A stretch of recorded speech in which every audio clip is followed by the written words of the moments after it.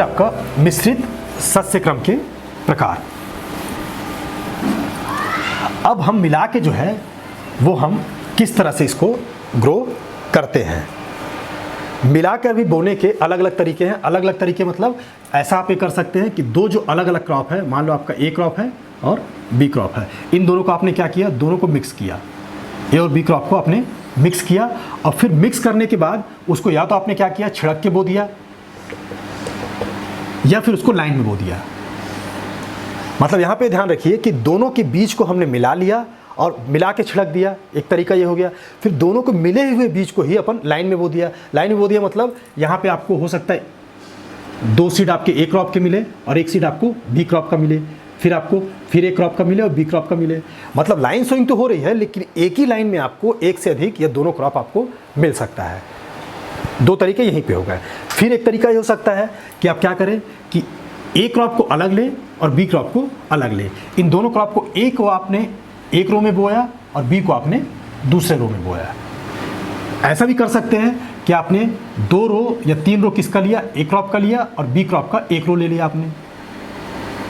फिर आपने 3 रो किसका लिया, ए क्रॉप का लिया, फिर 1 रो आपने बी क्रॉप का लिया। तो यहाँ पे आप देख रहे हैं कि मिश्रित, ये सारे ही क्या है, मिश्रित सस्य क्रम है। और मिश्रित सस्य क्रम में भी कुछ ना कुछ इसमें विभिन्नताएं पाई जा रही हैं। तो उसके बेसिस पे हम इसको अलग अलग किन वर्गों में हम डिवाइड कर सकते हैं।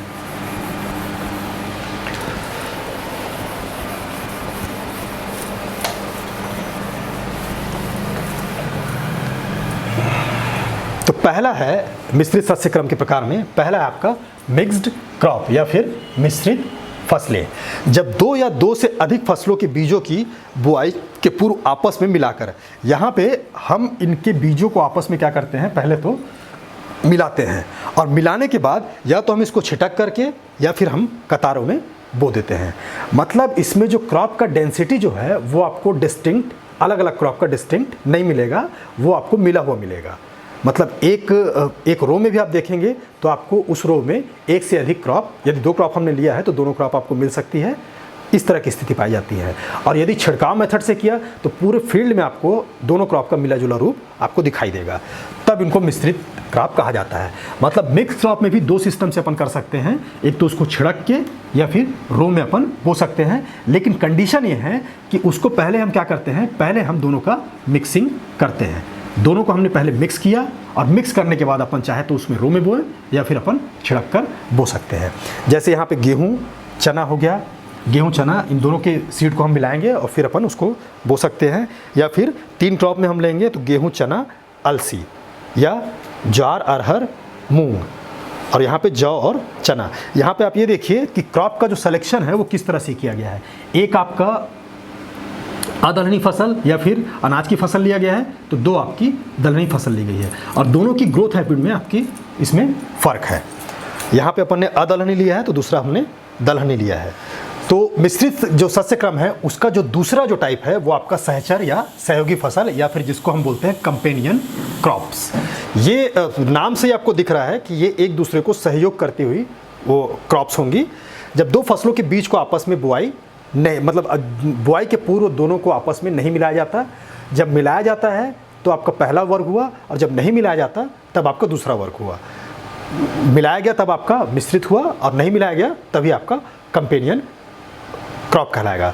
मतलब पहला मिक्स्ड और दूसरा आपका कंपेनियन। इनको बुआई के पूर्व एक साथ नहीं मिलाएंगे और फिर क्या करेंगे, उनको हम अलग अलग पंक्तियों में बोएंगे।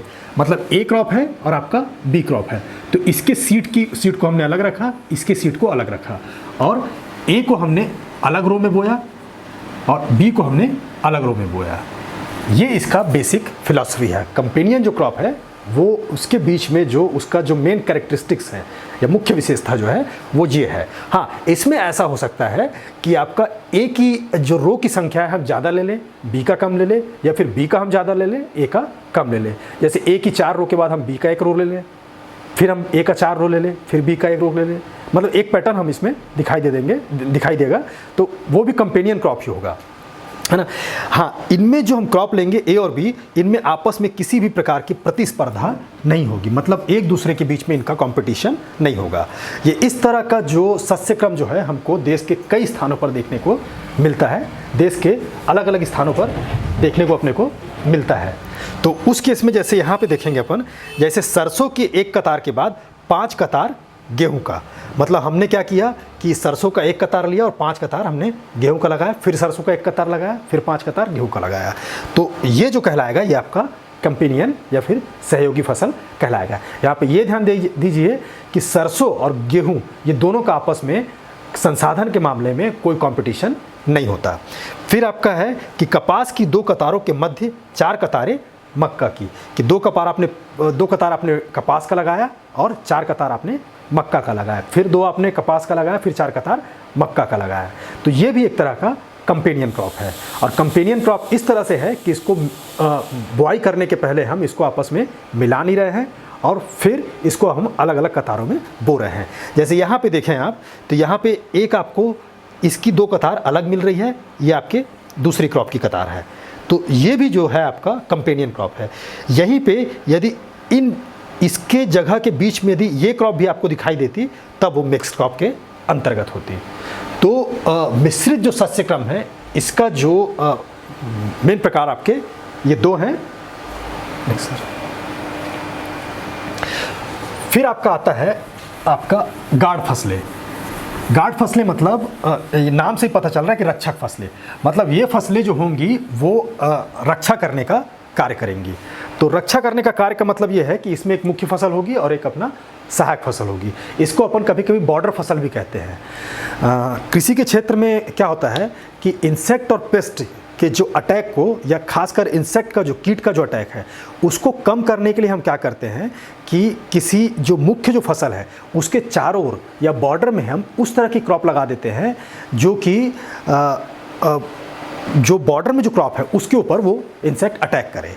मतलब क्या होगा कि आपका वो जो इंसेक्ट जो है वो मेन क्रॉप के ऊपर भी अटैक करेगा और बॉर्डर वाले क्रॉप के ऊपर भी अटैक करेगा, लेकिन बॉर्डर के प्रति हो सकता है उसकी एफिनिटी ज़्यादा हो या उसमें वो ज़्यादा इंटरेस्टेड हो या दोनों में समान रूप से इंटरेस्टेड हो सकता है। तब ऐसे केस में क्या होगा कि यदि इंसेक्ट बाहर से आएगा तो सबसे पहले वो अटैक कहाँ पे करेगा कि जो बॉर्डर पे जो एरिया है वहाँ पे जो उसको आसानी से जो क्रॉप मिल जाएंगी तो वहाँ पे क्या करेगा, उसके ऊपर अटैक करेगा और इस तरह से वहाँ पे अपने लाइफ साइकिल को वो कंप्लीट करेगा। तो इसमें क्या होगा कि बीच की जो फसल है या मध्य में जो सेंटर में जो फसल है वो आपकी सेफ रह जाएगी। तो जब मुख्य फसल की रक्षा हेतु उसके चारों ओर कुछ कतारों में, जैसे ये देख रहे हैं हम कि ये आपकी मुख्य फसल हुई और उसके चारों ओर अपन ने मक्का लगा दिया है। मक्के की मान लो 2 कतार लगा दिया, 3 कतार लगा दिया, इसको चारों तरफ बॉर्डर में हमने खेत के लगा दिया है। तो कोई गौण या फिर सहायक फसल उगाते हैं, तब यह सहायक फसल, इसी को हम क्या कहते हैं, रक्षक फसल कहते हैं। इसी को हम रक्षक फसल कहते हैं। जैसे आपके गन्ने के चारों ओर जूट या पटसन या सनई, जब हम गन्ना लगाते हैं तो गन्ने में ज़्यादा कीट का या बीमारियों का इंसेक्ट मतलब आपका इफेक्ट ना हो या प्रकोप ना हो, उसके लिए या तो हम जूट लगाएंगे या पटसन हो गया या सनई जो है, जो आपके रेसे वाली जो क्रॉप्स है उसको हम लगाएंगे। तो उससे क्या होगा कि गन्ने की फसल की सुरक्षा होगी। तो यहाँ पे बॉर्डर क्रॉप कौन सा कहलाएगा, बॉर्डर क्रॉप जो कहलाएगा आपका जूट हो गया, पटसन हो गया या फिर सनई हो गया, और जबकि गन्ना आपकी मुख्य क्रॉप कहलाएगी। इसी प्रकार चने के चारों ओर जैसे हमने कुसुम की फसल लगा दी है, तो यहाँ पे चना आपका मुख्य क्रॉप है और कुसुम जो है वो आपका बॉर्डर क्रॉप है या फिर कहना चाहिए कि रक्षक फसल है। तो इसी गार्ड फसल को ही हम बॉर्डर क्रॉप भी कहते हैं। फिर है आपका वृद्धि कारक फसल या फिर आर्गुमेंटिंग क्रॉप। आर्गुमेंट का मतलब होता है इंग्लिश में आपका, आर्गुमेंट का मतलब होता है कि किसी चीज़ को इंक्रीज करना या एक्सेलरेट करना, मतलब कि आपको उसकी दर को क्या करना, इंक्रीज करना, दर को क्या करना, बढ़ाना। जैसे हम गाड़ी चलाते हैं तो एक्सीलरेटर को अपन क्या करते हैं, एक्सेलरेट करने का मतलब क्या है कि हम उसकी स्पीड को जो है, जो टाइम के रिस्पेक्ट में हम उसकी स्पीड को क्या करते हैं, इंक्रीज करते हैं। तो आर्गुमेंटिंग जो क्रॉप्स हैं उसका भी यही मतलब है कि जब आर्गुमेंटिंग क्रॉप को अपन लगाएंगे तो उस केस में क्या होगा कि जो मुख्य फसल है उसकी उपज पहले की अपेक्षा और ज़्यादा मिलेगी या हमको फ़ायदा जो है ज़्यादा मिलेगा। जैसे वृद्धि कारक फसल, इस वर्ग में मुख्य फसल के होने वाली कम उपज के लिए दूसरी गौण या फिर सहायक फसल लगाई जाती है। क्या होता है कि कई ऐसी क्रॉप है जैसे बरसीम वगैरह हो गया, तो उसमें जब हम कटाई करते हैं तो कटाई में क्या होगा, हम कई कटाई करते हैं, 2 से 3 कटाई अपन करते हैं। तो जो पहली कटाई है, पहली कटाई में क्या होगा कि बरसीम की उपज जो है कम मिलती है, और दूसरी कटाई या तीसरी कटाई में बरसीम की उपज हमको ज़्यादा मिलती है। तो अब यहाँ पे जो पहली कटाई में जो हमारे पास जो कमी हुई है उसको हम लाभ के रूप में किस तरह से परिवर्तित करें। मतलब शुरू में हमारा लाभ कम हो रहा है और हम लाभ को बराबर रखना चाह रहे हैं, तो ऐसे मामले में हम क्या करते हैं कि उसमें जापानी सरसों मिलाकर बोते हैं। तो इससे क्या होता है कि जो पहली कटाई में हमको थोड़ी मात्रा में यदि बरसीम मिलती है तो साथ में अपने को जापानी सरसों भी मिल जाती है। तो इस तरह से क्या है, ये हमको एक तरह का आर्गूमेंट करती है, आर्गूमेंट या हमको सपोर्ट करती है या उस वृद्धि को क्या करती है, इंक्रीज कर देती है। और उससे बरसीम का जो प्रोडक्शन है उसके ऊपर भी फर्क आता है। बरसीम का भी जो प्रोडक्शन का जो लेवल है वो आपका इंक्रीज हो जाता है। तो ये जो जितने भी आपके सिस्टम थे वो आपके मिक्स जो सिस्टम है उसके प्रकार थे कि हम किस तरह से क्रॉप को हम मिलाकर बो सकते हैं। अब जो आता है अगला जो क्रॉपिंग आपका सस्य क्रम है वो है आपका सघन सस्य क्रम, जो कि आज के आधुनिक टाइम में जो पॉपुलेशन का हमारे यहाँ जो प्रेशर जो आ रहा है, इस पॉपुलेशन को प्रेशर को अनाज के रिस्पेक्ट में या फूड जो मटेरियल फूड ग्रेन्स वगैरह जो हैं उनके रिस्पेक्ट में हम किस तरह से निपटें। तो आज उसको एड्रेस करने के लिए आज जो सघन खेती जो है वो ज़्यादा अस्तित्व में आ रही है। सघन खेती का मतलब ये है कि जितने भी आपके रिसोर्सेस हैं, चाहे आप मृदा हो, चाहे आपका पानी हो, चाहे आपका प्रकाश हो, या चाहे कोई भी रिसोर्स हो, उस रिसोर्स के प्रति इकाई मात्रा को हम ज़्यादा से ज़्यादा उपयोग करें और उसका उपयोग करके हम ज़्यादा से ज़्यादा प्रोडक्शन हम इंक्रीज़ करें। मतलब कहना चाहिए कि इस तरह की चीज़ों में आपका जो खेत है वो साल भर हम उसमें फसल लें, और साल भर में क्या करें कि जब एक सीज़न में फसल ले रहे हैं तो पूरा हमारा जो खेत है वो भरा हुआ दिखाई देना चाहिए। मतलब पर यूनिट एरिया में या पर यूनिट लैंड में हम ज़्यादा से ज़्यादा फसल को लें और पर यूनिट टाइम में भी हम फसल की मात्रा को इंक्रीज़ करें। मतलब साल में हम कई फसलें लें और एक टाइम में जब एक सीज़न में जो फसल ले रहे हैं उसमें भी हम ज़्यादा से ज़्यादा फसल को लेने की कोशिश करें। तो इस तरह का जो सिस्टम है वो आपका सघन खेती कहलाता है। मतलब यहाँ पे मुख्य उद्देश्य जो है आपका सघन खेती का कि पर यूनिट संसाधन से हमको ज़्यादा से ज़्यादा उपज की मात्रा प्राप्त करना है। अब यदि सघन खेती हम करना चाहते हैं और इस तरह का हम लैंड के ऊपर प्रेशर दे रहे हैं या फिर पूरे सिस्टम में हम प्रेशर दे रहे हैं, तो इसके लिए हमारे पास व्यवस्थाएं जो है वो बेहद अच्छी होनी चाहिए। मतलब हमारे पास सिंचाई की आले दर्जे की व्यवस्था होनी चाहिए। मतलब पानी को अच्छे से अच्छे मात्रा में थोड़ी मात्रा को हम अधिक से अधिक चीज़ों में हम उपयोग कर सके। उसके लिए हमको अच्छा सिस्टम लगाना होगा, जैसे ड्रिप इरिगेशन हो गया या स्प्रिंकलर इरिगेशन हो गया। मतलब पानी की मात्रा का जितनी भी मात्रा है उसका हम ज़्यादा से ज़्यादा उपयोग अपन कर सके। ठीक उसी तरह से आपको फर्टिलाइज़र का पूरा आपको सपोर्ट होना चाहिए, उसी तरह से आपको लाइट का पूरा सपोर्ट होना चाहिए, उसी तरह से लैंड का आपका पूरा सपोर्ट होना चाहिए। तो सारी तरह से क्या है, जब सघन खेती में हमको पूंजी की मात्रा या खेती में लगने वाले जितनी भी संसाधन हैं, या पूंजी के रूप में हो या लैंड के रूप में हो, उसकी हमको उपलब्धता अधिक मात्रा में या अबंडेंट होनी चाहिए। तो इसी को हम क्या कहते हैं कि आपका सघन सस्य क्रम। और सघन सस्य क्रम एक तरह से जो पॉपुलेशन जो हमारे यहाँ बढ़ रहा है उसको एड्रेस करने के एक मेथड के रूप में आज देखा जा रहा है। तो आज जितने भी एरिया में आप देखेंगे तो खेती का जो रूप जो दिखाई दे रहा है, जो एडवांस जो कल्टीवेशन जो दिखाई दे रहा है, वो सघन सस्य क्रम का ही रूप दिखाई दे रहा है। मतलब आपको प्रोडक्शन पे आपको ज़्यादा से ज़्यादा ध्यान देना है और जितने भी रिसोर्सेस हैं उसके पर यूनिट मतलब उससे संसाधन से आपको अधिक से अधिक प्रोडक्शन लेना है। निश्चित समय और प्रति इकाई क्षेत्रफल से अधिक उत्पादन करने के लिए यहाँ पे एम्फेसिस जो है अधिक से अधिक उत्पादन प्रति इकाई क्षेत्रफल से या प्रति इकाई संसाधन भी आप इसको ले सकते हैं कि संसाधन से प्रति इकाई संसाधन मतलब बूंद की प्रति मात्रा से आप ज़्यादा से ज़्यादा प्रोडक्शन प्राप्त करना चाह रहे हैं, उर्वरक की प्रति मात्रा से आप ज़्यादा से ज़्यादा प्रोडक्शन करना चाह रहे हैं। तो उस केस में क्या होगा, मतलब आपका मिनिमम लागत में आपका मैक्सिमम प्रॉफिट, ये इस केस का आपका इस तरह का ये आपका सघन खेती है। तो तो वर्ष में कई फसलें उगाई जाती हैं, तब इसे सघन खेती या सस्यक्रम, सघन खेती का सस्यक्रम कहा जाता है। इस सस्यक्रम में प्रति इकाई आपकी भूमि, प्रति इकाई पूंजी, प्रति इकाई श्रमिक, प्रति इकाई जल, इन सभी का अधिक से अधिक दोहन होता है और इन सब का उपयोग प्रति इकाई क्षेत्रफल में अपन यूज़ करके हम क्या करते हैं, अधिक से अधिक इसका उत्पादन करते हैं।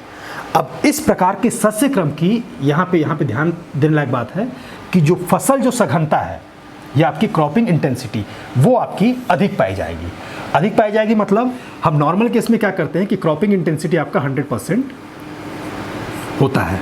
मतलब आप अभी ये समझ लीजिए कि क्रॉपिंग इंटेंसिटी या फसल सघनता का मतलब ये है कि यदि एक ही सीज़न में या एक ही वर्ष में यदि आप ज़्यादा से ज़्यादा क्रॉप ले रहे हैं तो क्रॉपिंग इंटेंसिटी आपकी बढ़ती जाएगी। जैसे इसकी जो फसल सघनता है वो आपकी अधिक होती है। मतलब आप जैसे ये मान लीजिए कि एक कृषक है जिसके पास 1 हेक्टेयर का लैंड है। हम एक एग्जांपल से इसको बता रहे हैं कि आपका 1 हेक्टेयर जो है उसके पास वो है 1 हेक्टेयर का। आप अंदाज लगा लीजिए कि ये 2.5 एकड़ के बराबर है, या एग्जैक्ट इसका आपका ये होता है 2.47, या अपन अप्रॉक्सीमेटली जैसे अपन ले लें इसको मोटे तौर पे तो ये 2.5 एकड़ के बराबर होता है। अब इस 2.5 एकड़ में कृषक क्या करता है कि एरिया तो उसके पास क्या है, 2.5 एकड़ का ही है या 1 हेक्टेयर का है। अब इसमें वो खरीफ के फसल में धान की खेती कर रहा है और फिर आपका आगे जो है रबी के टाइम पे वो गेहूं की खेती कर रहा है। तो ये एक तरह का सघन सस्यक्रम हुआ। सघन सस्यक्रम मतलब जिसमें आप लगातार खेती कर रहे हो। यहाँ पे जैसे हमारे यहाँ धान के बाद हम गेहूं को कई जगह नहीं लेते, तो हम उस साल को पूरा हम छोड़ देते हैं, मतलब उस समय का हम उपयोग नहीं करते। इसका मतलब ये है कि प्रति इकाई समय में हम उत्पादन को ध्यान में नहीं रखते। अब यहाँ पे क्या हो रहा है कि वो 2.5 एकड़ में वो उसने धान बोया और 2.5 एकड़ में क्या किया, उसने गेहूं भी बोया। तो साल भर में उसने क्या किया कि एक कृषि ईयर में उसने क्या किया कि एरिया तो उसके पास केवल 2.5 एकड़ है, लेकिन उपयोग कितना किया उसने, 5 एकड़ किया। 2.5 प्लस 2.5 एकड़ मतलब 5 एकड़ उसने उपयोग किया, और 2.5 एकड़ क्या है उसके पास एरिया है। इसको अपन यदि 100 से मल्टीप्लाई कर दे तो ये आपका 200 आ गया, 200%। इसी को हम फसल सघनता कहते हैं। तो यहाँ पे आप समझ रहे हो कि यदि लैंड का हम ज़्यादा से ज़्यादा उपयोग कर रहे हैं तो जो फसल सघनता है उसकी मात्रा या उसका जो न्यूमेरिकल वैल्यू है वो आपका बढ़ता जाएगा। अब यहाँ पे यदि एक्सटेंसिव जो क्रॉपिंग है, एक्सटेंसिव आपका सघन जो सस्यक्रम है, सघन सस्यक्रम में क्या हो रहा है कि आप ज़्यादा से ज़्यादा समय आप उसका उपयोग कर रहे हैं, ज़्यादा से ज़्यादा संसाधन को उपयोग कर रहे हैं, तो निश्चित रूप से जो फसल सघनता है ये उसकी ज़्यादा आएगी। मतलब फसल सघनता 100 से ज़्यादा होगी, कई मामले में 200 जो % है उससे भी ज़्यादा फसल सघनता पाई जाएगी। तो आगे जो हम क्वेश्चन करेंगे उसमें हम इस चीज़ को देखेंगे। Next sir.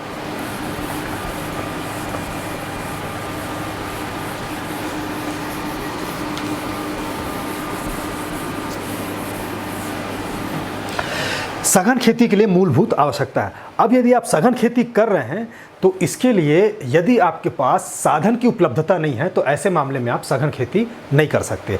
सघन खेती की जो प्राइमरी सबसे ज़रूरत है कि संसाधन आपके मामले में आपके पास उपयुक्त मात्रा में या अधिक मात्रा में उपलब्ध होना चाहिए, तभी आप सघन खेती को अंजाम दे सकते हैं। तो इसमें सबसे पहला आपका रिक्वायरमेंट जो है, आपको वर्ष भर पर्याप्त सिंचाई जल की उपलब्धता है। हमने कभी जो जनरल हम बातचीत करते हैं, नॉर्मल जो बातचीत करते हैं, उसमें हमने देखा है कि कई कृषक क्या है कि साल में कई फसल लेते हैं, है ना। तो कई फसल यदि लेते हैं तो वहाँ पहले से अज्यूम करके रखिए कि उसके पास सिंचाई की उपलब्धता है, मतलब वर्ष भर जो है पानी की उपलब्धता या उसको पौधों को प्रोवाइड करने की सिस्टम जो है उसके पास ऑलरेडी है। इसको हमको अज्यूम करना पड़ेगा, क्योंकि यदि वो वर्ष भर लगातार फसल ले रहा है और पानी नहीं है तो ये चीज़ संभव नहीं है। तो इन दोनों चीज़ को हम सिनोनिम्स की तरह ले सकते हैं, समानार्थी शब्द की तरह ले सकते हैं कि यदि आप सघन खेती कर रहे हैं और सिंचाई जो है ये आपके पास अवेलेबल है तो ये दोनों ही क्या है, आपस में एक दूसरे से इंटरचेंजेबल है। अब इसमें क्या होता है कि कम अवधि में तैयार होने वाली फसलें और अधिक उपज देने वाली किस्मों का उपयोग किया जाता है। तो सघन खेती का मेन उद्देश्य क्या है कि कम समय में आपको ज़्यादा से ज़्यादा फसल लेना है। मतलब एक साल में आप 2 फसल लेना है, 3 फसल लेना है, 4 फसल लेना है। अब भाई 4 फसल या 3 फसल लेना है तो ये फसलें कैसी होनी चाहिए? यदि लंबे समय की क्रॉप होंगी तो आप साल भर में 3 फसल आप नहीं ले सकते या 4 फसल नहीं ले सकते। तो इस चीज़ को सेट करने के लिए क्या करना पड़ेगा कि आपको कम अवधि की फसल लेनी पड़ेगी, और वो कम अवधि की हो, साथ में क्या हो, उसका जो उत्पादन जो कैपेसिटी है वो भी ज़्यादा हो। ऐसा नहीं कि आपने कम अवधि का फसल लिया है और उसकी उत्पादन कैपेसिटी कम है, तो उसमें क्या होगा कि सघन खेती का जो उद्देश्य है वो आपका पूरा नहीं होगा। मतलब इसमें किस्मों का चुनाव इस तरह से करना है कि उसका टाइम पीरियड क्या हो, कम हो, लेकिन उत्पादन कैपेसिटी उसकी ज़्यादा हो। तो इस तरह के किस्मों को हम चूज़ करते हैं। खेती की इसमें हमने देखा है कि सबसे ज़्यादा जो लागत होती है हमको क्या होती है, आप श्रमिक के मामले में आती है, लागत भी और आपकी परेशानी भी। तो ऐसे एरिया में सघन खेती की जा सकती है जहाँ पे श्रमिक की उपलब्धता आपकी साल भर है और लागत भी एक मिनिमम स्तर पे है। यदि वहाँ पे श्रमिक की उपलब्धता नहीं है तो उस केस में क्या है, हम सघन खेती नहीं कर सकते। फिर आपके अनुवांशिक रूप से शुद्ध एवं सस्ते बीजों की आवश्यकता, ये भी एक मेन क्राइटेरिया है। अच्छे गुणों वाली मृदा की उपलब्धता, अच्छे गुणों वाली मतलब जिसमें आपका वाटर स्टोर होता हो, आपके पोषक तत्वों की मात्रा अच्छी हो और जहाँ पे इंसेक्ट पेस्ट वगैरह ना लगते हो, तो उसकी जो क्वालिटी जो होनी चाहिए मृदा की वो आपकी बेहद सुपीरियर होनी चाहिए, तब आप वहाँ पे सघन खेती लगातार कर सकते हैं। अच्छे कीटनाशी एवं कवकनाशी की उपलब्धता, इसके अलावा इंसेक्ट पेस्ट आते हैं तो उसके लिए आपको दवाई वगैरह इन सब की भी उपलब्धता होनी चाहिए, पूरी मात्रा में आपका होनी चाहिए, तभी आप सघन खेती कर सकते हो। अच्छे व पर्याप्त मात्रा में खाद की उपलब्धता, उन्नत कृषि यंत्रों की उपलब्धता, श्रमिक को सब्स्टिट्यूट करने के लिए कुछ मात्रा में आपके पास अच्छे उन्नत कृषि यंत्रों की भी उपलब्धता होनी चाहिए। और साथ में आप ज़्यादा प्रोडक्शन कर रहे हैं पर एरिया में या पर यूनिट ऑफ रिसोर्सेज पे, तो उसको बेचने की भी आपके पास व्यवस्था होनी चाहिए। मतलब जो जितने भी उत्पाद आप प्रोड्यूस कर रहे हैं तो उसका मार्केट अच्छा होना चाहिए और उसको मार्केट में पहुंचाने के लिए परिवहन की अच्छी व्यवस्था होनी चाहिए, तभी आप सघन खेती कर सकते हैं। तो ये इसकी आवश्यकता है, इसमें भी आपको पूछता है। अब आता है सघन खेती के प्रकार। सघन खेती आप किस किस तरीके से कर सकते हैं।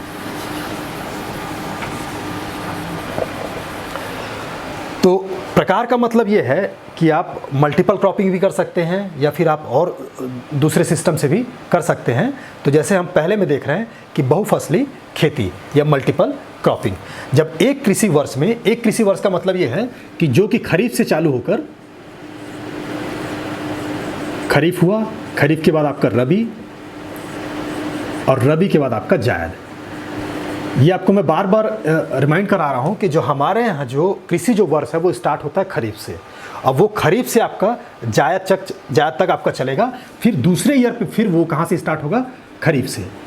तो एक कृषि वर्ष का मतलब ये है कि इस पूरे टाइम पे एक कृषि वर्ष में प्रति इकाई भूमि से अधिकतम उत्पादन प्राप्त करना ही बस बहुफसली खेती कहलाता है। इस प्रकार के शस्य क्रम में 2 या 2 से अधिक फसलें निश्चित क्रम में उगाई जाती हैं।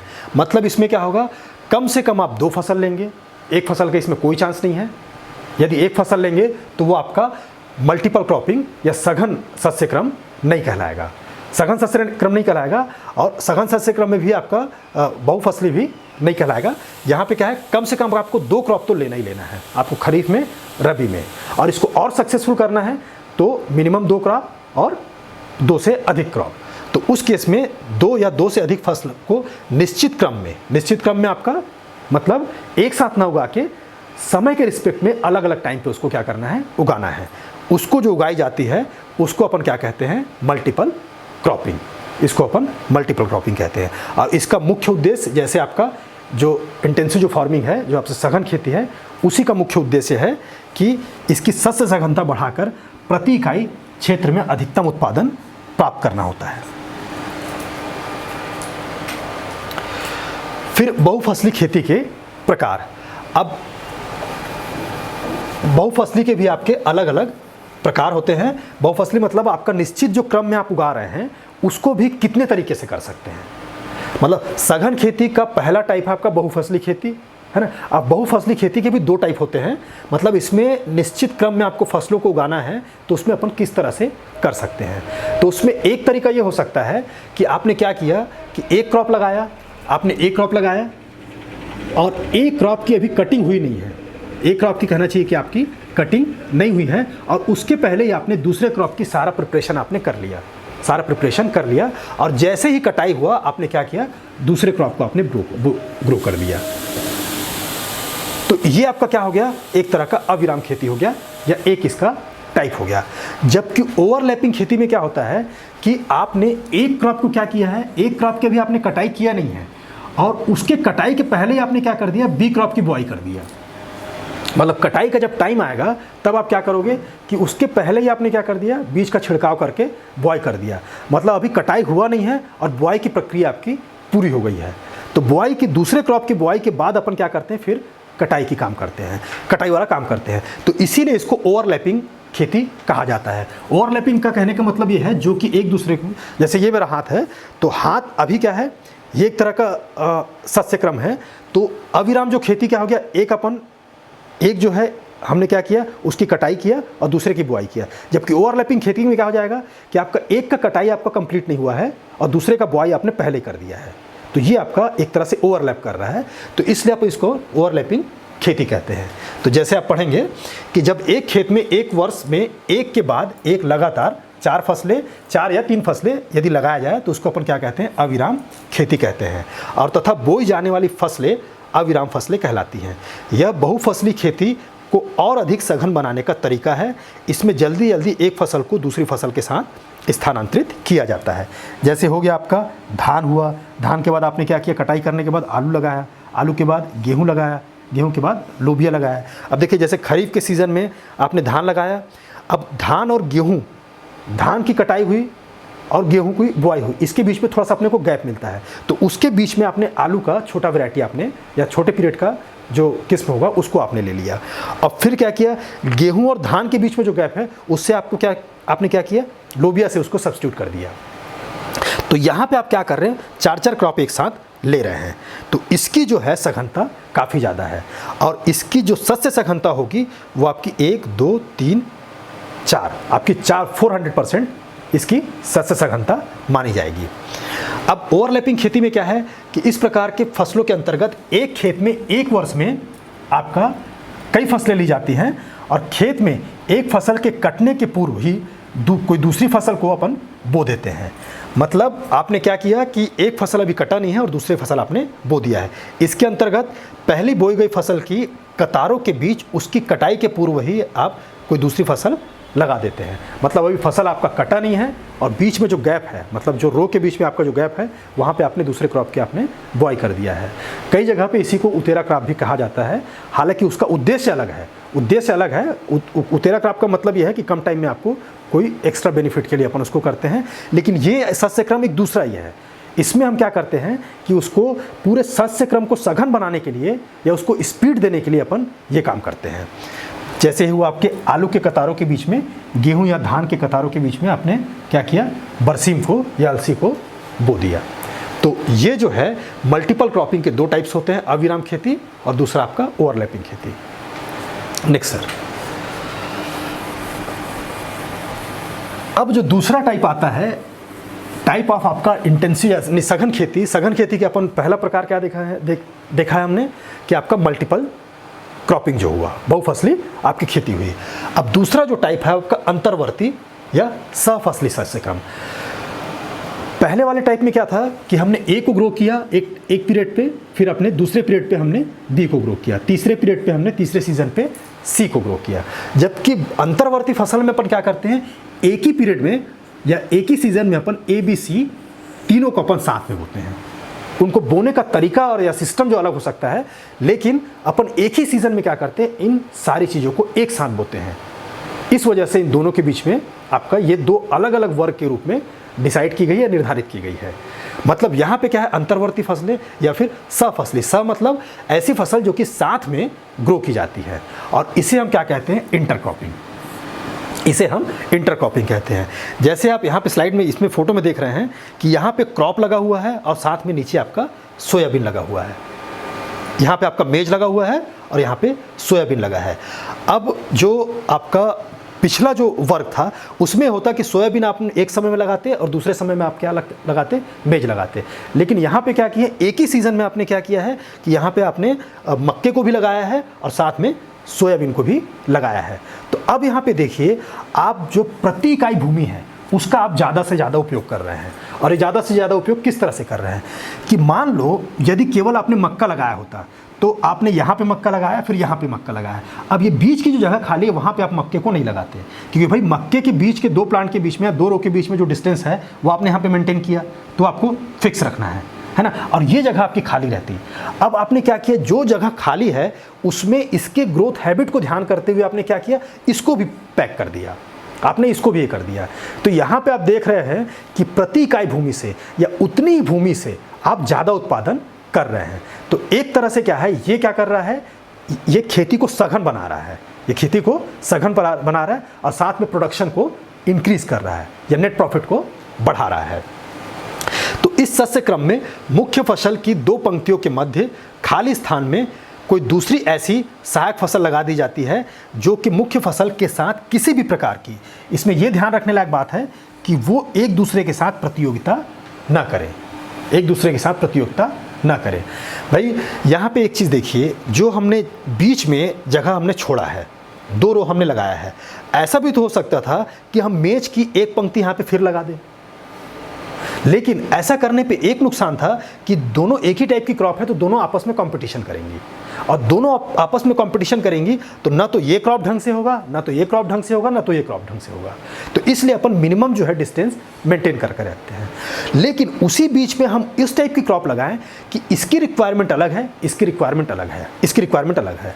अब ये क्या है, हैवी फीडर क्रॉप है, मतलब पोषक तत्व का बहुत उपयोग करती है, और सोयाबीन को हम ये माने कि पोषक तत्व को प्रोवाइड करती है। तो इनका देखिए ग्रोथ हैबिट जो है अलग अलग हो गया, इसकी हाइट आपकी अलग हो गई, इसकी हाइट इसको कम हो गई, है ना। इसको प्रकाश की मात्रा की ज़्यादा आवश्यकता है, इसको उसके रिस्पेक्ट में प्रकाश की मात्रा की वैसी आवश्यकता नहीं है। तो ऐसा करके आपने क्या किया कि इस स्थान को भी आपने यूज़ कर लिया है।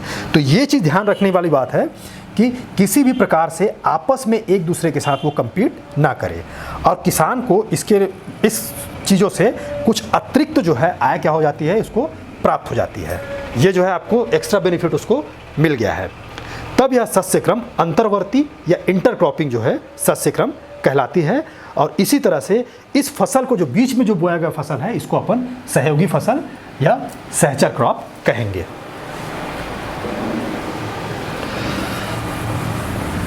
फिर अब सहचर जो क्रॉप है उसको हम किस तरह से हम अलग अलग प्रकार में बांट सकते हैं। जैसे आपने जो सघन खेती में आपने 2 टाइप पढ़ा, एक तो बहुफसली हो गया और आपका इंटरक्रॉपिंग। बहुफसल में आपने अविराम पढ़ा और दूसरा ओवरलैपिंग पढ़ा। उसी प्रकार से इंटरक्रॉपिंग का भी आपका 4 टाइप होता है। एक तो हो गया समानांतर फसल, दूसरा आपका सहचर फसल, तीसरा आपका बहुमंजिली फसल, और चौथा आपका सहक्रियावादी फसल या फिर synergetic crop. Next,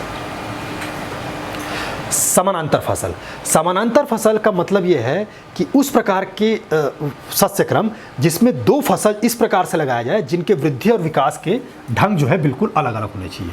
parallel crop का मेन एम्फेसिस ये है कि उनके बीच में जीरो कंपटीशन होना चाहिए। जैसे यहाँ पे देखिए आपका different cultivation of such crops which have different natural habit and zero competition. They must have आपके different natural habit, और उनके बीच में क्या होना चाहिए, आपका जीरो कंपटीशन होना चाहिए। जैसे आपने क्या किया, मेज हो गया और ग्रीन ग्राम हो गया। ग्रीन ग्राम मतलब हरी मूंग जो है। यहाँ पे मेज जो क्रॉप है वो आपकी ये लगी हुई है और उसके बीच में हमने क्या लगाया है, हरी मूंग लगाया है। तो दोनों के बीच में किसी भी लेवल पे कंपटीशन नहीं होता। तो उसी को अपन क्या कहेंगे, पैरेलल क्रॉप कहेंगे। मतलब इसके ग्रोथ का अलग लाइन होना चाहिए और इसके ग्रोथ का अलग लाइन होना चाहिए।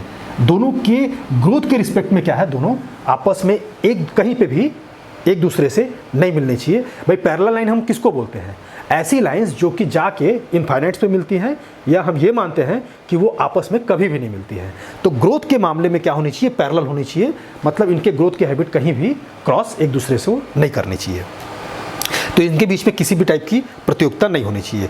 जैसे गेहूं के साथ सरसों, गेहूं और सरसों का कोई भी आपका कंपटीशन नहीं होता, वैसे ही कपास के साथ आपका मूंग हो गया, उर्द हो गया, सोयाबीन, ये सब अपन ग्रो कर सकते हैं।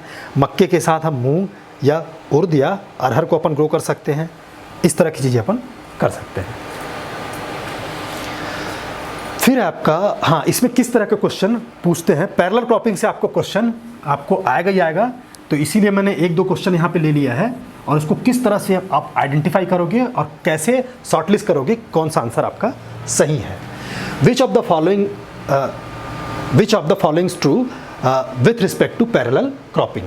भाई समानांतर जो सस्य क्रम है उसके बारे में कौन सा कथन यहाँ पे सही है।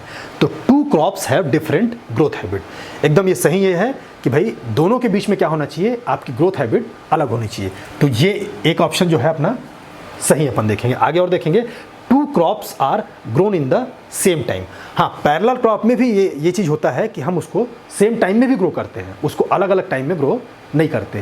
भाई चूंकि हम सेम टाइम में ग्रो कर रहे हैं तभी तो अपन प्रतियोगिता की बात कर रहे हैं, तभी तो प्रतियोगिता की बात कर रहे हैं और तभी तो अपन उसके ग्रोथ हैबिट डिफरेंट होने की बात कर रहे हैं। यदि वो सेम टाइम पे ना होता, अलग अलग टाइम पे होता, तो उसको आपस में कंपटीशन करने की कोई खास आवश्यकता नहीं होती। तो यहाँ पे देखिए कि दो क्रॉप है डिफरेंट ग्रोथ हैबिट और two crops are grown in the same time, ये भी आपका सही है। पहला ऑप्शन भी सही है और दूसरा ऑप्शन भी सही है। इसका मतलब ये है कि इसमें आने वाले जो ऑप्शन है उसमें से हमको आंसर मिलेगा। फिर तीसरा दिया है, two crops have same growth habit, तो ये आपका गलत ऑप्शन है।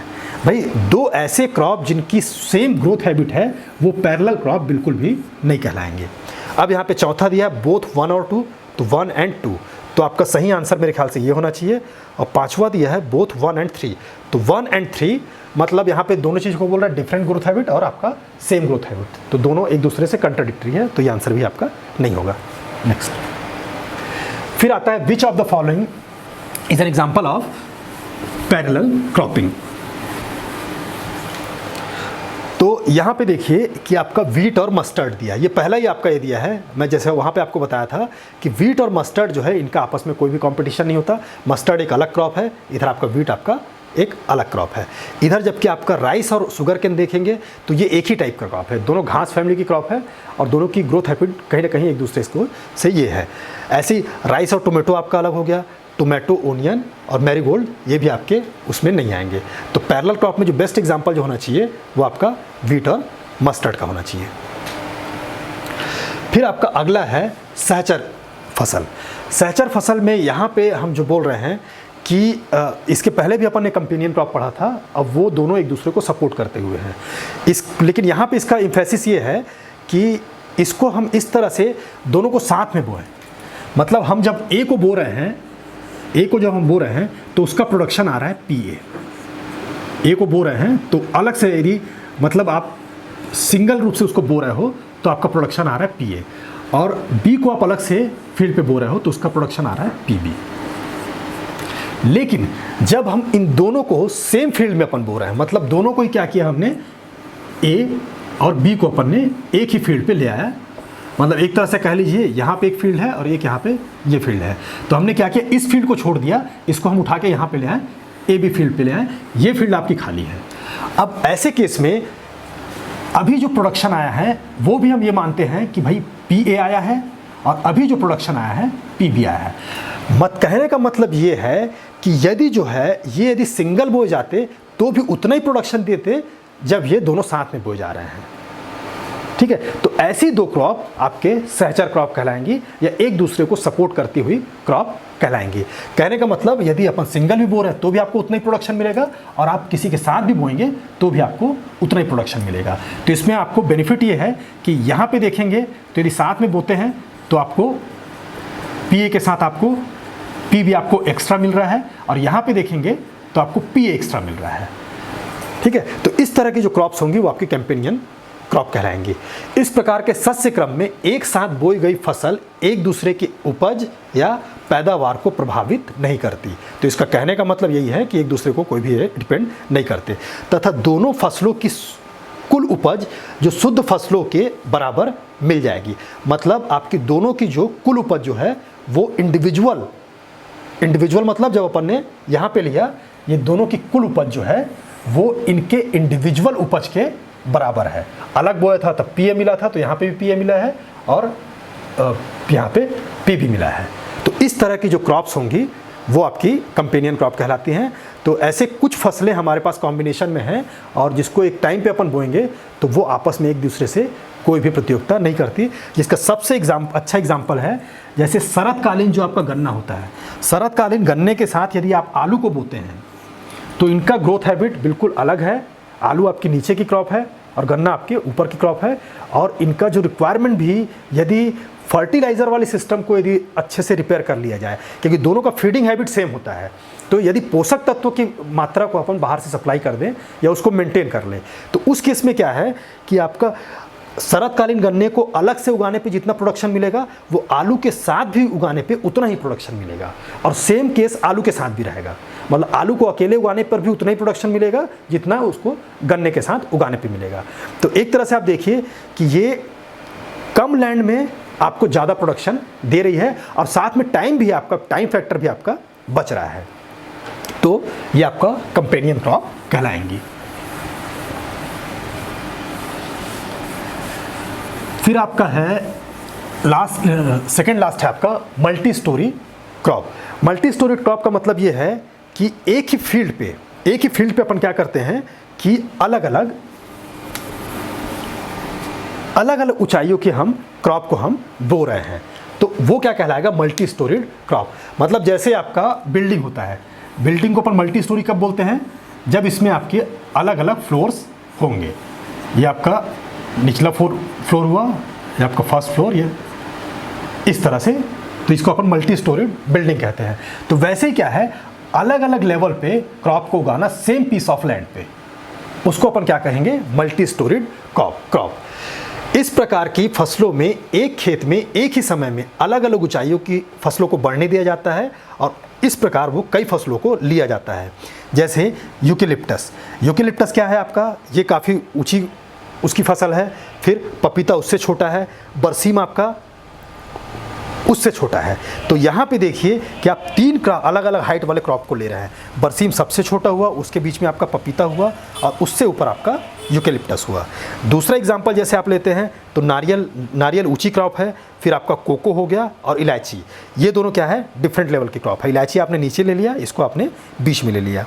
सेम आपका गन्ना लिया तो गन्ने के साथ गन्ना बड़ा क्रॉप हो गया, सरसों उससे छोटा क्रॉप हुआ और फिर आलू या प्याज अपन लिया तो वो ज़मीन का क्रॉप हुआ। तो ये क्या है, एक तरह का मल्टी स्टोरी आपकी क्रॉपिंग है।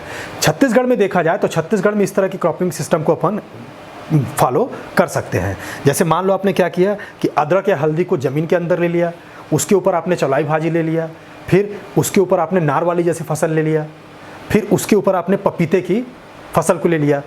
तो इस तरह का जो सिस्टम होगा वो आपका मल्टी स्टोरीड सिस्टम कहलाएगा। लेकिन इसके लिए क्या है कि आपको एक तरह से मचान की जो व्यवस्था अपने फील्ड में करनी पड़ेगी। अब जो है जो इंटरक्रॉपिंग का जो लास्ट जो कैटेगरी है वो आपका सिनर्जेटिक क्रॉप्स हैं। सिनर्जेटिक क्रॉप्स का मतलब यहाँ पे ये कंपेनियन क्रॉप से थोड़ा सा डिफरेंट है। सक्रियावादी मतलब वो आपस यदि वो सिंगल यदि ग्रो करते हैं, भाई एक तो क्या हो सकता है कि हम दो चीज़ों को आपस में ले आए और दोनों आपस में एक दूसरे को रिपेल कर रही हूँ मतलब दोनों एक दूसरे को पसंद नहीं कर रही हूँ। जैसे अपन नॉर्थ पोल और नॉर्थ पोल की बात करते हैं, ये दोनों क्या कर रहे हैं, आपस में एक दूसरे को पसंद नहीं कर रही हैं। तो इस केस में आपको क्या है, आउटपुट जो है वो आपको मिनिमम मिलेगा। इस केस में आउटपुट मिनिमम मिलेगा। फिर दूसरा सिचुएशन हम ये इमेज करें जिसमें ए और बी को हम मिलाते हैं, तो वो आपस में किसी तरह का कोई कंपटीशन नहीं करती, मतलब सपोर्ट भी नहीं करते हैं और आपस में एक दूसरे का विरोध भी नहीं करते हैं। तो उस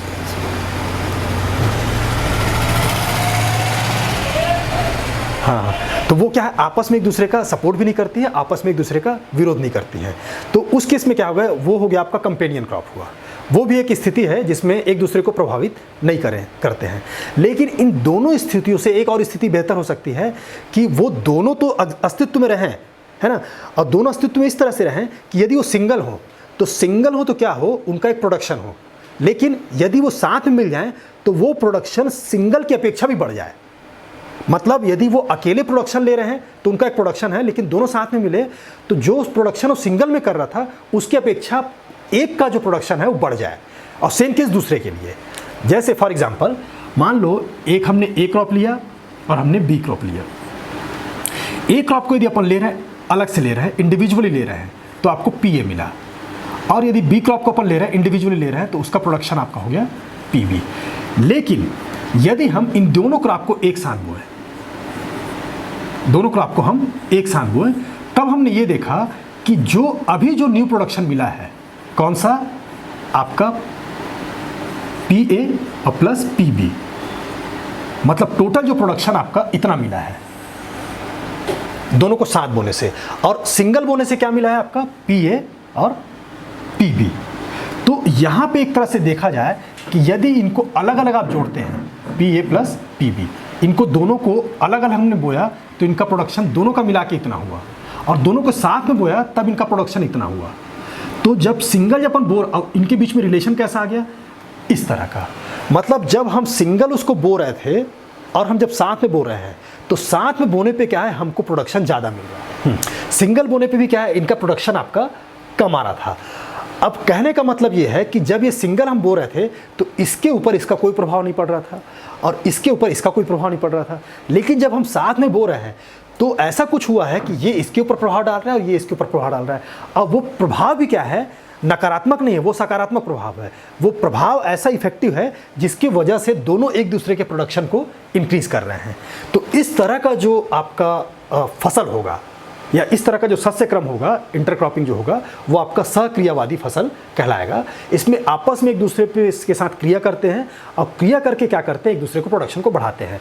और इसको हम क्या बोलते हैं, जो हमको एक्स्ट्रा एनर्जी जो मिलती है उसको अपन सिनर्जी बोलते हैं। इंग्लिश में अपन सिनर्जी एक वर्ड है जो कि एक्स्ट्रा एनर्जी जो प्राप्त होती है उसको अपन सिनर्जी बोलते हैं। तो वहाँ से ये चीज़ आया है कि ये सिनर्जेटिक क्रॉप्स कहलाती हैं। इस प्रकार के सस्य क्रम में दो फसलों को एक साथ उगाने पर दोनों का ही उपज अलग अलग शुद्ध फसलों की तुलना में बढ़ जाता है। तब इस प्रकार की फसलों को सिनर्जेटिक क्रॉप कहते हैं। जैसे शरतकालीन गन्ने के साथ आलू को उगाना, जैसे आपको बताया था कि शरतकालीन गन्ने के साथ यदि आलू को आप ये करते हैं, हाँ, तो ये उसको इंक्रीज़ भी करता है। कुछ मामले में देखा गया है कि उसका गन्ने का अलग प्रोडक्शन है और आलू का अलग प्रोडक्शन है, और दोनों को साथ में बोए तो दोनों का ही प्रोडक्शन बढ़ जाता है। नेक्स्ट सर, अब आपका है सस्य जो सघन जो सस्य क्रम है उसमें आपका इतना ही पोर्शन है। फिर है आपका लास्ट में आपका सस्य योजना या क्रॉपिंग, और इसमें हम अब इस पीरियड में देखेंगे कि आपकी क्रॉपिंग स्कीम किसको कहते हैं और आपका सस्य सघनता किस टाइप से निकालते हैं। और इसके अलावा किस तरह के क्वेश्चन जो है, मतलब 15-20 क्वेश्चन हम देखेंगे कि किस तरह के क्वेश्चन आपके इन जितने भी टॉपिक हमने पिछले पीरियड में पढ़ा है उसमें किस तरह के क्वेश्चन आ सकते हैं और कैसे हम उसमें सही आंसर को आइडेंटिफाई करें। तो पहला जो ये इस सेशन का पहला जो टॉपिक है आपका सस्य योजना। सस्य योजना मतलब क्रॉपिंग स्कीम। क्रॉपिंग स्कीम का मतलब ये है कि जब आप कोई कृषक जो है अपने फार्म पे जो फसल चक्र बनाएगा, ठीक है, तो उस फसल चक्र को किस तरह से अप्लाई करे ताकि उसको ज़्यादा से ज़्यादा प्रॉफिट हो और उसका जो कार्य है वो सही ढंग से उसका मैनेजमेंट हो पाए। तो वो जो चीज़ कहलाती है, वो जो स्कीम रहती है, जो प्लानिंग होती है, उसको अपन क्रॉपिंग स्कीम कहते हैं। मतलब एक तरह से कहना चाहिए कि जो फसल चक्र उसने बनाया है, भाई फसल चक्र मेन आधार है किसी भी फॉर्म में। उसके प्रोडक्शन का मेन आधार क्या है, उसका फसल चक्र है कि 3 साल का फसल चक्र ले रहा है कि साल भर का, कि 2 साल का फसल चक्र जो ले रहा है। अब उसको इफेक्टिवली जो है किस तरह से वो इम्प्लीमेंट करें, तो वो उसके लिए जो उसको प्लानिंग की आवश्यकता होती है, वो पूरा उसका लेखा जोखा या उसका जो खाका जो कहना चाहिए, वो आपका क्या है, क्रॉपिंग स्कीम कहलाता है।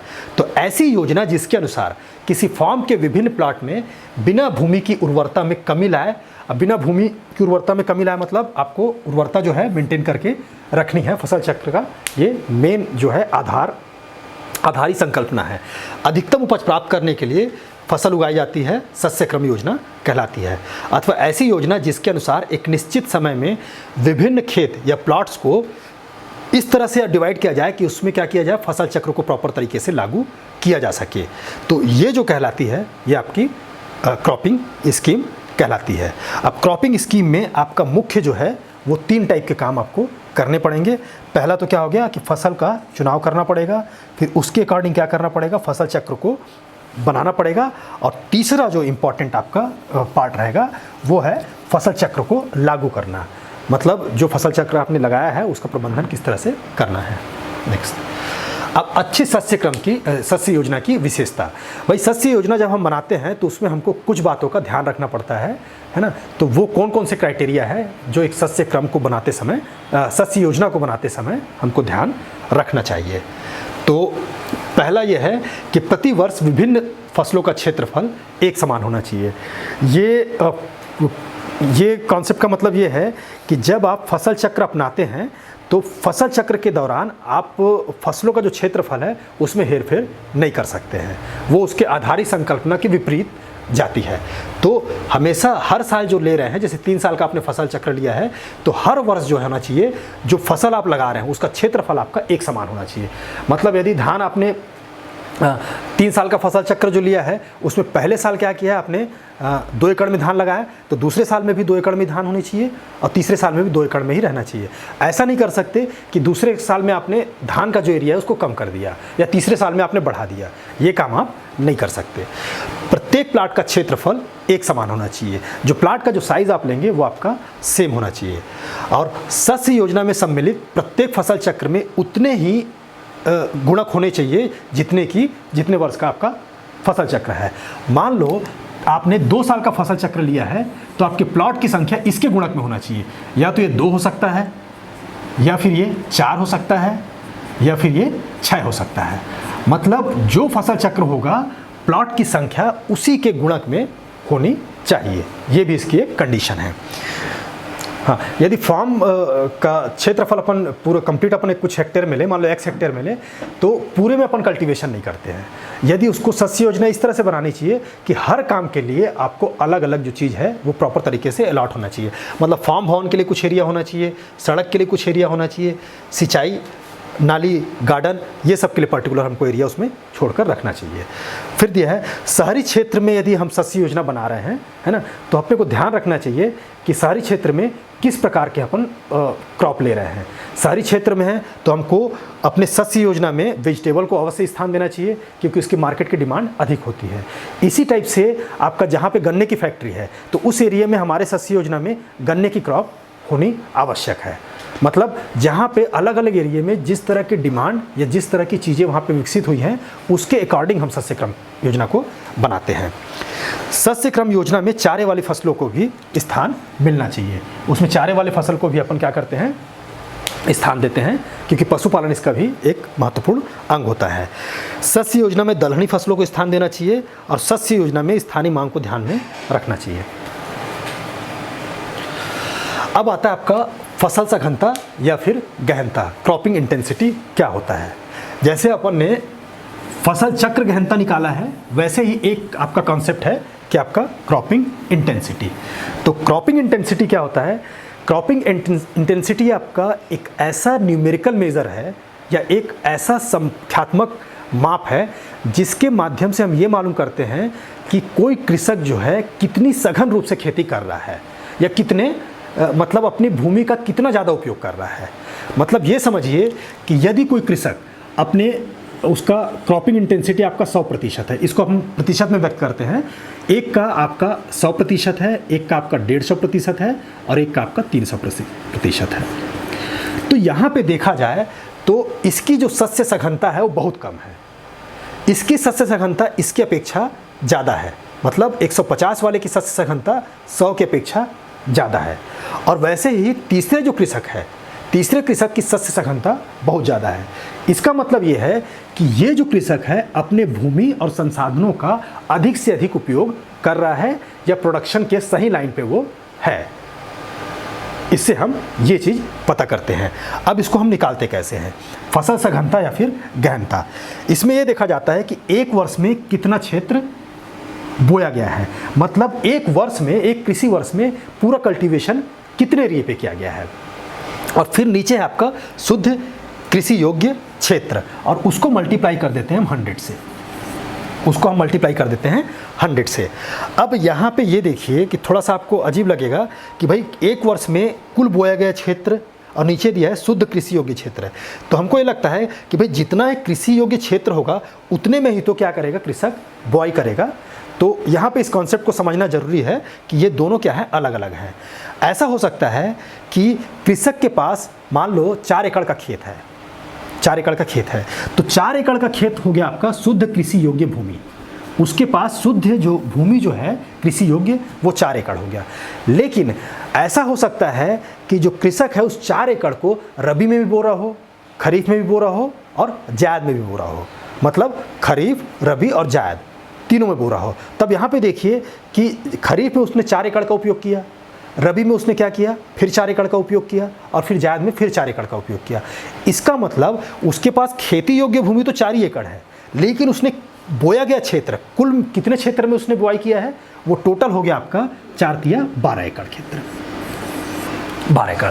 तो यहाँ पे क्या हो गया, शस्य सघनता होगा आपका 12/4 और इंटू आपका 100, तो आपका 3 चौक 4 तिया 12। तो यहाँ पे उसकी शस्य सघनता आपकी 300% हो गई। इसका मतलब शस्य सघनता मोटे तौर पे अपन ये लगा सकते हैं कि यदि 300% आ रहा है मतलब साल भर में वो 3 खेती ले रहा है, साल भर में वो 3 खेती ले रहा है। और यदि केवल आपका 150% आता है तो 150% का मतलब ये है कि वो खेती का इस तरह से उपयोग कर रहा है कि टोटल जो है आपका जो उसका क्यूमुलेटिव इफेक्ट जो है वो आपका 150 के आसपास आ रहा है। मतलब इस केस में ऐसा हो सकता है कि वो एक बार तो अपनी खरीफ में अपने जितनी भी ज़मीन है उसका पूरा उपयोग कर रहा हो, लेकिन जब रबी में उसने क्या किया कि पूरा उपयोग ना करके वो केवल आधा को ही उपयोग कर रहा हो। जैसे फॉर एग्जांपल मान लो उसके पास 4 एकड़ खेत है, तो खरीफ में उसने 4 एकड़ बोया और रबी में क्या किया, उस 4 एकड़ को ना बो के क्या किया, उसने केवल 2 एकड़ बोया और 2 एकड़ परती छोड़ दिया, 2 एकड़ क्या किया, परती छोड़ दिया। और जायद में भी क्या किया, उसने कोई भी फसल नहीं लिया। तो इस तरह से उसके पास देखा जाए तो खेती योग्य भूमि आपका 6 एकड़ है, लेकिन बुआई उसने कितने में किया, खेती योग्य भूमि जो है उसके पास वो 4 एकड़ है, गलत बोल दिया था। खेती योग्य भूमि जो है 4 एकड़ है, लेकिन बुआई जो है उसने 6 एकड़ पे किया है। तो आपको इस तरह का भी जरूरी नहीं कि 100, 200, 300 ही मिले, ऐसा भी आपको क्रॉपिंग इंटेंसिटी मिल सकता है। तो 2 दूनी 4 और 2 तिया 6, तो ये हो गया आपका 3/2। और यहाँ पे जो क्रॉपिंग इंटेंसिटी है वो आपका 150% है। Next sir. हाँ, यहाँ पे हम जो पूरा जो शस्य क्रम है उससे कई तरह के क्वेश्चन बनते हैं। तो बहुत सारे क्वेश्चन ना करा के हमने क्या किया है कि एक न्यूमेरिकल क्वेश्चन, एक सिचुएशन हमने बनाया है जिसमें सारी जिस तरह के क्वेश्चन आते हैं उन सभी सिचुएशन को हमने इंक्लूड किया है। तो आप इसमें ध्यान दीजिए कि जैसे एक कृषक है, उसके पास 20 हेक्टेयर का लैंड है ना, और वो अपने लैंड को किस तरह से यूज़ कर रहा है कि सब्जियाँ उसमें 10 हेक्टेयर का लगा रहा है, गेहूँ आपका 4 हेक्टेयर में, हरी खाद आपका 2 हेक्टेयर में, मक्का आपका 2 हेक्टेयर में, चना आपका 4 हेक्टेयर में, सरसों आपका 6 हेक्टेयर में, और फार्म का जो कुल क्षेत्र है 20 हेक्टेयर का है, तथा 10% जो क्षेत्र है वो दूसरे कार्यों के लिए क्या कर रहा है, वो छोड़ रहा है, दूसरे चीज़ों के लिए छोड़ रहा है। तो ऐसे मामले में फसल घनता अपन किस तरह से निकालेंगे। तो यहाँ पे जैसे आपको ये पूछ सकता है कि फॉर्म का कितना साइज़ जो है दूसरे कार्यों के लिए छोड़ना चाहिए, तो मिनिमम जो परसेंट होना चाहिए आपका वो आपका मिनिमम नहीं कहना चाहिए, मैक्सिमम परसेंट जो होता है वो आपका 10% होता है। 10% से ज़्यादा अपन अन्य कार्यों के लिए नहीं छोड़ते। ऐसे में क्या होगा कि कृषि योग्य भूमि जो है उसकी मात्रा हमारे पास कम हो जाएगी। तो 10% से कम होगा। और ऐसा भी हो सकता है कि आपका जैसे जैसे फॉर्म का साइज़ जैसे 20 हेक्टेयर है, 20 हेक्टेयर मान लो 50 हेक्टेयर हो गया, तो परसेंट का वैल्यू अपन कम ले सकते हैं। तो आपका आंसर हमेशा 10 या 10 से कम होगा। फिर इसमें हमने क्या किया कि 10 हेक्टेयर का 10% हमको क्या करना है, अलग कार्य के लिए छोड़ना है। तो 10% आपका 20 हेक्टेयर का 10% आपका 2 हेक्टेयर हुआ। तो 2 हेक्टेयर हमने अन्य कार्यों के लिए छोड़ दिया। तो उसके बाद हमारे पास जो कृषि योग्य जो भूमि है वो केवल कितनी बचेगी, 18 हेक्टेयर। तो 18 हेक्टेयर में हमको कल्टीवेशन करना है, या शुद्ध कृषि योग्य भूमि हमारे पास 18 हेक्टेयर है। अब हम ये देखेंगे कि कितने एरिया में हम यहाँ पे कल्टीवेशन कर रहे हैं। तो सब्जी हमने 10 हेक्टेयर में बोया, फिर आपने गेहूँ 4 हेक्टेयर में, 10 4 आपका 14, फिर आपने 2 हेक्टेयर में आपने हरी खाद बोया, तो 14 15 16, इधर आपने मक्का 2 हेक्टेयर में, तो 16 17 18 और 4 आपका 22 और 6 आपका 28। तो 28 हेक्टेयर जो है वो अपने कृषि में उपयोग कर रहा है। लेकिन यहाँ पे ध्यान देने लायक बात यह है कि हरी खाद को क्या है, हम प्रोडक्ट के रूप में इंक्लूड नहीं करते। ये भी आपका इंपॉर्टेंट क्वेश्चन है कि हरी खाद को अपन अपने प्रोडक्शन जो प्लान में या उसको उपज के रूप में काउंट नहीं करते, क्योंकि वो हमको एक्चुअल में प्राप्त नहीं होती है। उसको हम क्या कर देते हैं, भूमि के अंदर उसको दबा देते हैं तो प्रोडक्शन के रूप में नहीं मिलता है। तो देखा जाए तो 28 में से 2 हरी खाद को हमने हटा दिया, 2 हेक्टेयर को हटा दिया, तो हमारे पास एक वर्ष में बोया गया जो कुल क्षेत्र है वो आपका 26 हेक्टेयर प्राप्त होता है। अब यहाँ पे एक वर्ष में बोया गया कुल क्षेत्र या कुल कृषि क्षेत्र हुआ आपका 26 हेक्टेयर, 26 हेक्टेयर हुआ, और शुद्ध कृषि क्षेत्र उसके पास कितना है 18 हेक्टेयर का, और इसको अपन ने 100 से मल्टीप्लाई किया तो ये जो वैल्यू है आपका 144% के आसपास आएगी। मतलब यहाँ पे इस फार्मर की जो शस्य सघनता है या फिर उसकी क्रॉपिंग जो इंटेंसिटी है वो 144% है। यहाँ पे हमने नोट के रूप में दे दिया है कि फसलों का क्षेत्रफल निकालते समय हरी खाद के क्षेत्रफल को जोड़ा नहीं जाता। अब इसके बाद ये आपका पूरा टॉपिक आपका कंप्लीट हो गया है। मतलब जितना भी ये आपके फार्म मैनेजमेंट के पार्ट में भी है और साथ में आपका शुरू में जो जलवायु के हिसाब से किस प्रकार के आपके सस्य क्रम अलग अलग जगह में विकसित होते हैं उसका पार्ट है। तो इससे किस किस तरह के क्वेश्चन बनते हैं उसका हम थोड़ा सा स्टडी इसमें कर लेते हैं। इसमें एक बेहद ही इम्पॉर्टेंट वो है जो कि लगभग सभी एग्ज़ामों में एक रूप से पूछा जाता है कि भारत की फसल सघनता लगभग कितनी है। तो इसमें ध्यान रखिए कि भारत की फसल सघनता 135% है। हम 100% पहले था, अब 100 की अपेक्षा हम अपनी पोजीशन इंक्रीज़ कर लिए हैं, वो आपका 135% था। ये जो है जब हमारे पास स्वतंत्रता का टाइम था, जब 1947 की बात है, तो उस पीरियड में जो आपका 50-60 का दशक था, तो उस दौरान हमारे पास जो क्रॉपिंग जो इंटेंसिटी थी वो केवल 117% थी। तो वो इंक्रीज़ होकर अभी 135% के आसपास आ गई है। दूसरा क्वेश्चन है, निम्न में से कौन सी फसल शुष्क क्षेत्र के लिए सबसे उपयुक्त मानी जाती है। तो इसमें एक चीज़ ध्यान रखिएगा कि गेहूँ हो गया, आलू हो गया, गन्ना हो गया, ये सारी ऐसी क्रॉप्स हैं जिनको सिंचाई की आवश्यकता पड़ती है। केवल अरहर या बाजरा या ज्वार, ये इस तरह की फसलें हैं जिसको अपन सूखे क्षेत्र में लगा सकते हैं। वह खेती जिसमें प्रति इकाई भूमि से पैदावार बढ़ाने के लिए पूंजी तथा श्रम की मात्रा अधिक से अधिक उपयोग की जाती है, बढ़ाई जाती है, कौन सी होती है।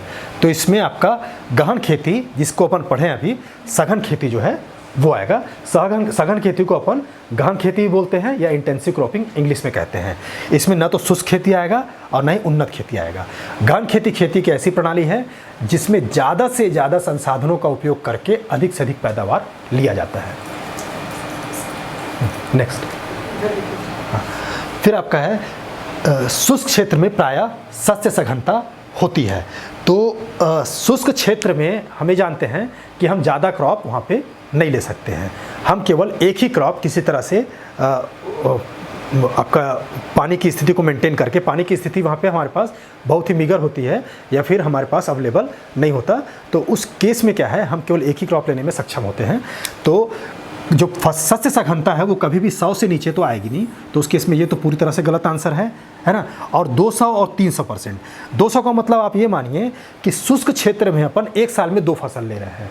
तो भाई जब 2 फसल ले रहे हैं तो शुष्क क्षेत्र कहलाएगा क्यों? वो वहाँ पानी की अधिकता हमारे पास नहीं है, तभी वो शुष्क क्षेत्र कहला रहा है। तो यहाँ पे सही आंसर आपका 100% होगा। फिर दिया है, यदि खेत शहर के पास हो तो कौन सी फसल उगानी चाहिए। ये इस तरह के क्वेश्चन आपको आ सकते हैं। तो इसमें आपको अपनी समझ के हिसाब से और थोड़ा बहुत जो जानकारी है उसके हिसाब से आपको आंसर देना है। भाई यहाँ पे क्या है कि शहर के आसपास है, तो शहर के आसपास अनाज वाली फसल लेने का कोई मतलब नहीं है, क्योंकि भाई अनाज वाली फसल आप कहीं पे भी ले सकते हैं। शहर के आसपास के एरिया की जो ज़मीन जो होती है महंगी होती है, और उसमें आपको प्रोडक्शन को आपको बढ़ाना, प्रोडक्शन को मतलब नेट प्रॉफिट को आपको इंक्रीज़ करना होता है। तो ऐसे मामले में आपको सब्जी वाली फसल सबसे बेहतर है। फल वाली फसल भी अपन इसलिए नहीं कहेंगे क्योंकि फल वाला एक लंबे इंटरवल में आपको क्या करता है, प्रोडक्शन देता है या फिर आपको रेवेन्यू देता है। तो इस केस में सब्जी वाली फसल इसमें सबसे उपयुक्त आंसर है। धान, गेहूँ, हरी खाद के चक्र की सघनता है।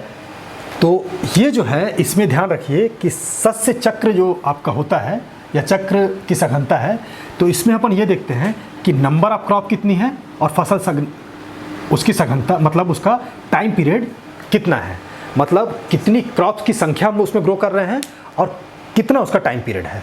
तो यहाँ पे देखें तो क्रॉप की संख्या हमको 1, 2, 3 दिखाई दे रही है, लेकिन हरी खाद को अपन छोड़ के चलते हैं, हरी खाद को अपन शामिल नहीं करते हैं। तो उस हिसाब से अपन क्रॉप की संख्या अपने पास फर्स्ट ये, पहला ये और आपका दूसरा ये, क्रॉप की संख्या हमारे पास 2 हुआ। अब इस क्रॉप को देखिए कि धान जो है खरीफ की फसल है और गेहूं जो है रबी की फसल है, और हरी खाद को एक तरह से कहना चाहिए कि जायद में इनके बीच पीरियड में लगाया गया है। तो ये जो आपका 1 साल का शस्य क्रम है, या 1 साल का क्या है, 1 ईयर का आपका शस्य क्रम है, या 1 साल का फसल चक्र है। तो इसकी जो सघनता होगी, आपका नंबर ऑफ क्रॉप आपका 2 है और उसकी सघनता मतलब टाइम पीरियड आपका 1 साल है। इसको 100 से आप मल्टीप्लाई करेंगे तो 200% जो है आपको इसकी शस्य सघनता मिलेगी। तो सही आंसर आपका बी है। अंतर्वर्ती फसलें किसे कहते हैं? अंतर्वर्ती फसलें इंटरक्रॉपिंग को कहा जाता है, जो कि बीच में बोया जाता है, तो उसको हम अंतर्वर्ती फसल कहते हैं। तो इन चारों ऑब्जेक्टिव में देखेंगे कि कौन सा उस क्राइटेरिया को सेटिस्फाई कर रहा है। वह फसल जो कि किसी बड़ी फसल की पंक्तियों के बीच में बोई जाती है, बिल्कुल ठीक है। वह फसल जो कि कीड़ों को आकर्षित करने के लिए किनारों पर भी लगाई जाती है, ये भी आपका एक तरह से कहना चाहिए। ये जो है आपका एक तरह का देखा गया, ये बॉर्डर क्रॉप हुआ, तो इसको अपन इसके बीच में नहीं लगा रहे हैं, ठीक है। अंतर्वर्ती का मतलब फसलों के बीच में वो चीज़ लगाई जानी चाहिए, तो ये तो आपका नहीं है। वह शीघ्र तैयार होने वाली फसलें जो कि किसी प्रमुख फसल की बुआई में देरी हो जाने या किसी प्रकार से नष्ट हो जाने के बाद उगाई जाती है, तो ये कॉन्सेप्ट कैच क्रॉप का है। ऐसा क्रॉप जो कि क्या होता है, सीजन को पकड़ने के लिए उपयोग में लिया जाए, तो उसको अपन क्या कहते हैं, कैच क्रॉप। तो ये भी आपका आंसर नहीं है। और चौथा आंसर हो नहीं सकता क्योंकि एक आंसर की संभावना है। तो वह फसल जो कि किसी बड़ी फसल के पंक्तियों के बीच में उगाई जाए, वो आपकी अंतर्वर्ती फसल कहलाती है। यहाँ पे अगला क्वेश्चन है कि एक ही स्थान पर अलग अलग ऊंचाई की फसलों को उगाना कहलाता है। तो एग्रोफॉरेस्ट्री में भी ऐसा इसलिए आंसर दिया है कि कभी कभी क्या होता है कि एग्रोफॉरेस्ट्री में हम अलग अलग ऊंचाई पर क्रॉप को लगाते हैं, लेकिन वो जगह अलग होता है। मतलब वहाँ पे हम फील्ड का यूज़ नहीं करते, अपन फॉरेस्ट का यूज़ करते हैं। फॉरेस्ट में क्या करना कि फॉरेस्ट वाली फसल को और साथ में आपका मतलब आपके फल वाली सारी फसलों को और साथ में फील्ड क्रॉप दोनों को लेना एग्रोफॉरेस्ट्री कहलाता है। तो यहाँ पे एग्रोफॉरेस्ट्री आपका आंसर नहीं होगा। एक ही स्थान पर अलग अलग ऊंचाई की फसल को उगाना, ये आपका बहुमंजिली फसल कहलाता है। समानांतर इसलिए नहीं हो सकता क्योंकि समानांतर क्या है कि जिनकी ग्रोथ हैबिट एक जैसी ना हो और उनको अपन जब लगाएं तो वो आपका समानांतर फसल होता है। तो इसमें जनरली 2 ही क्रॉप होती हैं। और फिर सहचर फसल, वो फसल जो एक दूसरे को आपको उपज को प्रभावित नहीं करती, वो सहचर फसल होती है। तो इन सब तीनों में आपका ऊंचाई में अलग अलग का कोई भी कॉन्सेप्ट नहीं आ रहा है। तो इसमें क्लियर कट आपका आंसर है बहुमंजिली फसल। फसल सघनता को बढ़ाने के लिए कृषक के पास मुख्य व्यवस्था क्या होनी चाहिए? अब यहाँ पे देखिए, ये बहुत ही इंटरेस्टिंग क्वेश्चन है कि इसमें आपको क्या बोला है कि फसल सघनता को बढ़ाने के लिए कृषक के पास मुख्य व्यवस्था क्या होनी चाहिए। ये आपका जो एग्रीकल्चर एग्जामिनेशन में पूछा गया क्वेश्चन है।